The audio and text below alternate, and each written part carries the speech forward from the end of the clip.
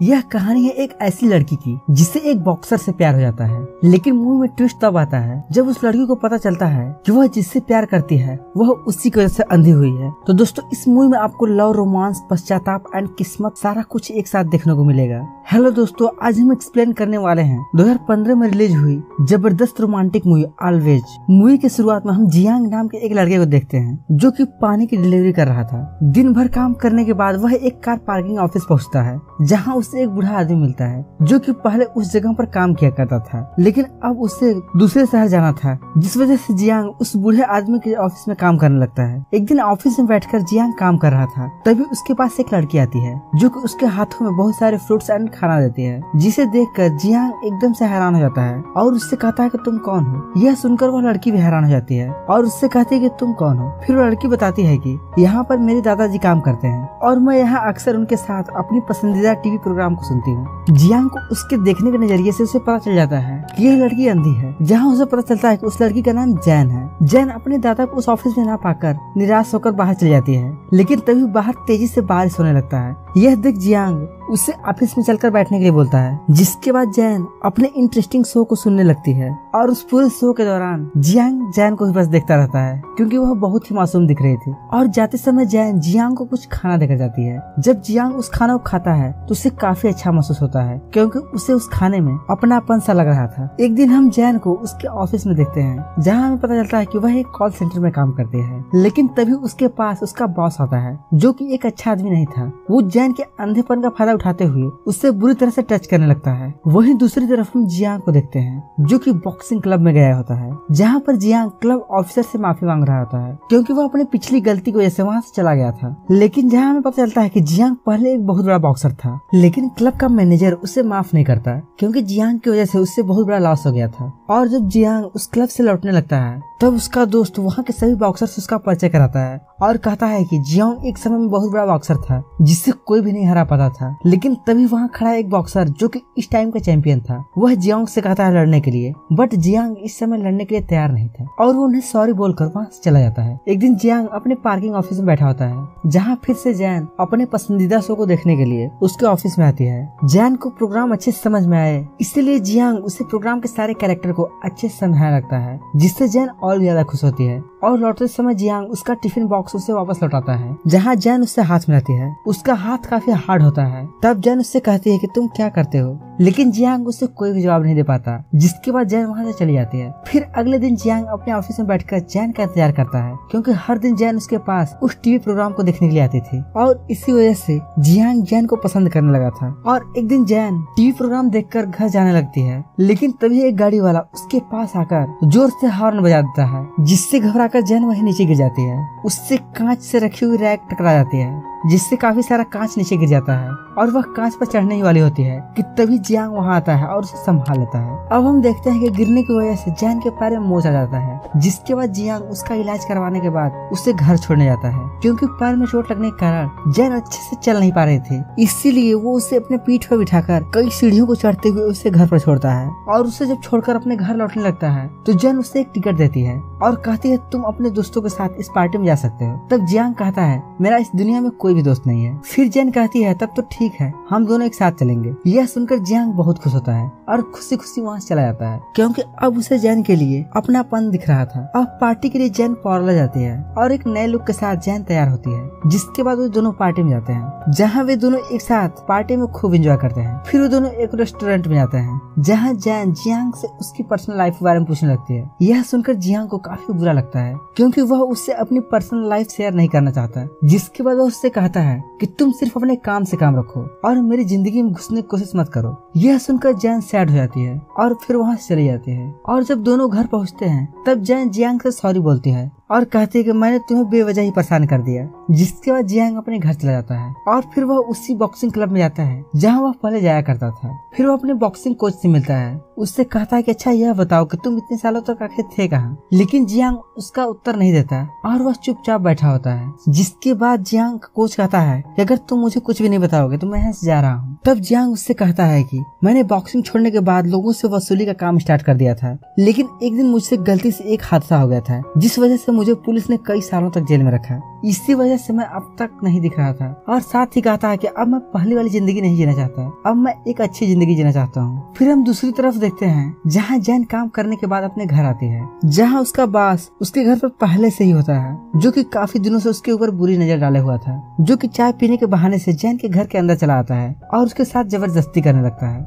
जैन काफी परेशान होती है लेकिन वो कुछ कर नहीं पाते। लेकिन तभी वहाँ जियांग आ जाता है और उसे ऐसा करते हुए देख उससे बहुत गुस्सा आता है और वो उसे बहुत जोर जोर से मारता है और उसे घायल कर देता है और अंत में उसे जान से मारने ही वाला होता है कि तभी जैन उसे रोक लेती है। जिसके बाद जैन का मैनेजर वहाँ से चला जाता है और जैन जोर जोर से रोने लगती है और जियांग से कहती है कि अब शायद मेरी जॉब चली जाएगी। यह सुनकर जियांग हैरान हो जाता है और कहता है कि तुम अब भी वहाँ जॉब करना चाहती हो? तब जैन कहती है करना तो पड़ेगा ही, नहीं तो मेरा खर्चा कैसे चलेगा। जिस पर जियांग उससे कहता है कि तुम मुझ पर विश्वास रखो, मैं तुम्हारा बहुत अच्छे से ख्याल रखूंगा और तुम्हारा सारा खर्चा उठाऊंगा। यह सुनकर जैन उससे कहती है कि तुम मुझे और भी कमजोर बना रहे हो, मैं अपना ख्याल खुद रख सकती हूँ। यह सुनने के बाद जियांग अपने घर चल दिन फिर जैन जियांग से मिलती है, जहाँ उससे बताती है कि मैंने अपनी जॉब छोड़ दी और साथ ही कहती है क्या तुम इस वीकेंड मेरे साथ घूमने के लिए कहीं चलोगे? जिस पर जियांग कहता है हाँ। फिर अगले दिन जियांग जैन से मिलता है और उसे एक प्यारा से गिफ्ट के तौर पर एक छोटा सा डॉग देता है, जिसे पाकर जैन बहुत खुश होती है।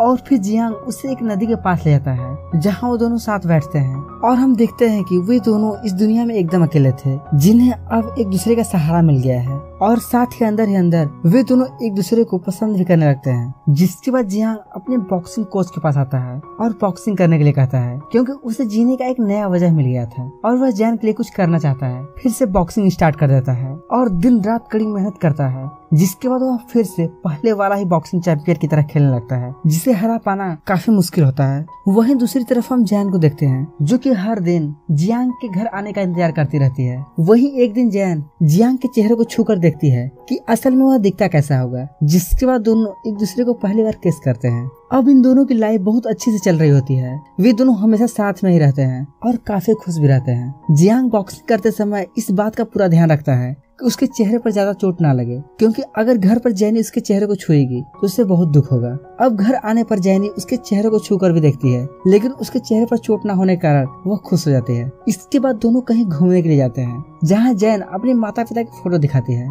और बताती है कि चिल्ड्रन डे के दिन वह अपने माता पिता के साथ कहीं जा रही थी। तभी बिल्डिंग से कोई आदमी जलता हुआ नीचे गिर रहा था, जिसे देख उसका ध्यान भटक गया और उसकी कार का वहीं एक्सीडेंट हो गया और उसी हादसे में मेरे माता पिता की मौत हो गई और साथ ही मेरी आंखों की रोशनी भी चली गई। इतना सुनते ही जियांग एकदम से शांत हो जाता है और उसे यह सब पूरी घटना याद आ जाती है। दरअसल जियांग एक आदमी से पैसा वसूलने गया था और वह आदमी उसे पैसा देने से मना कर देता है और जियांग जैसे ही दरवाजे के पास जाता है, वह आदमी खुद को आग लगाकर वहाँ से कूद जाता है। हालांकि जियांग जल्दी से भागते हुए उसका हाथ पकड़ लेता है, लेकिन उसकी पूरी बॉडी में आग लगे हुए थे, जिसकी वजह से जियांग का हाथ छूट जाता है और वह आदमी बिल्डिंग से सीधे नीचे गिर जाता है, जहां वह नीचे देखता है कि एक कार का एक्सीडेंट हो गया है। दरअसल वह कार जैनी की ही थी, जिसमें वह अपने फैमिली के साथ बैठे थे। जहां उसे महसूस होता है कि आज जैनी के साथ जो भी हुआ है उसका कहीं न कहीं जिम्मेदार मैं भी हूँ। अगर मैं गलत तरीके से उस आदमी से पैसे नहीं वसूलता तो आज जैनी की यह हालत नहीं होती। इसीलिए जियांग अब किसी भी कीमत पर जैनी की आंखों का इलाज करवाने का डिसाइड करता है और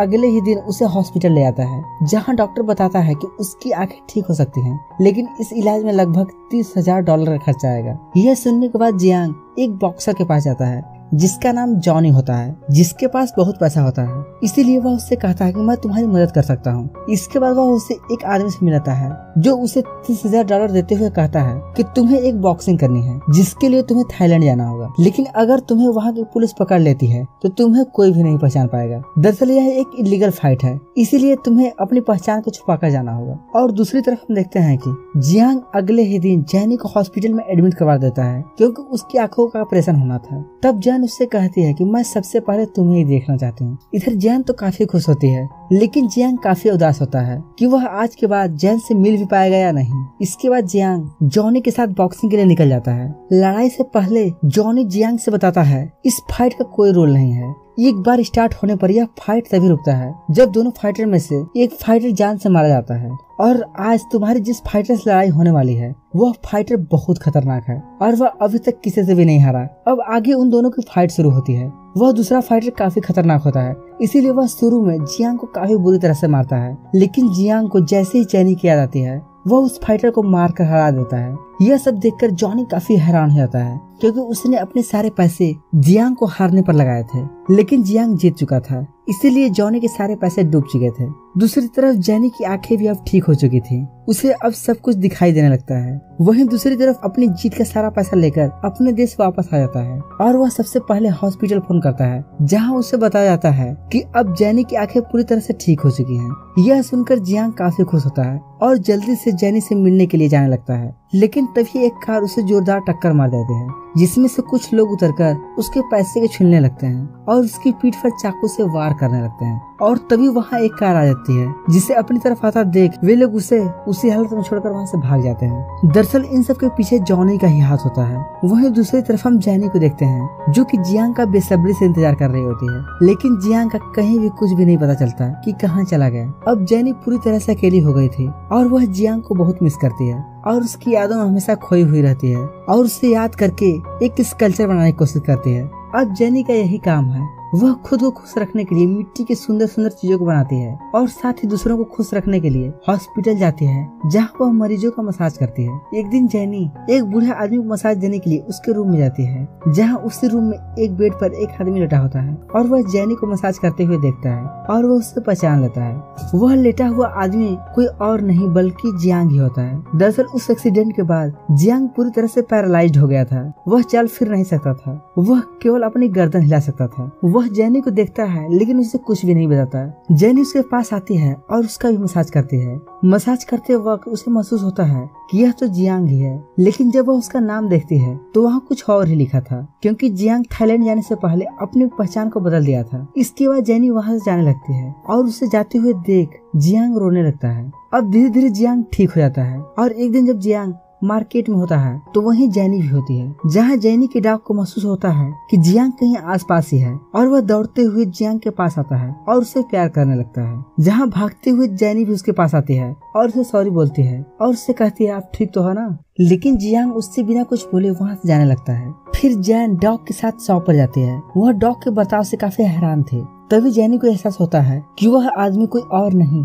बल्कि जियांग ही था। इसके बाद वह दौड़ते हुए मार्केट की तरफ भागती है, लेकिन उसे जियांग कहीं भी नहीं मिलता। उसके न मिलने पर जेनी वहीं बैठकर जोर जोर से रोने लगती है। अगले दिन जेनी उसी नदी के किनारे पर जाती है जहाँ वे दोनों मिला करते थे। वहाँ जाने पर वो देखती है कि एक आदमी पहले से वहाँ खड़ा होता है और उसे देखकर वो समझ जाती है कि ये जियांग है और वो उसे देखकर रोने लगती है। दरअसल अब जियांग बैसाखी के सहारे चलता है, इसी वजह से वह उससे दूर भाग रहा था, लेकिन अब जेनी फिर से जियांग को पा चुकी थी। अब वह किसी भी हालत में उसे खोना नहीं चाहती, इसलिए वह उससे गले लगा लेती है। अब वे दोनों हमेशा के लिए एक हो जाते हैं और इसी हैप्पी एंडिंग के साथ ये मूवी यहीं पर खत्म होती है। तो दोस्तों, अगर आपको इस मूवी का एक्सप्लेनेशन पसंद आया हो तो इस वीडियो को लाइक और चैनल को सब्सक्राइब जरूर करें। बाकी हम मिलते हैं एक नए दिन एक जबरदस्त वीडियो के साथ। तब तक के लिए बाय बाय।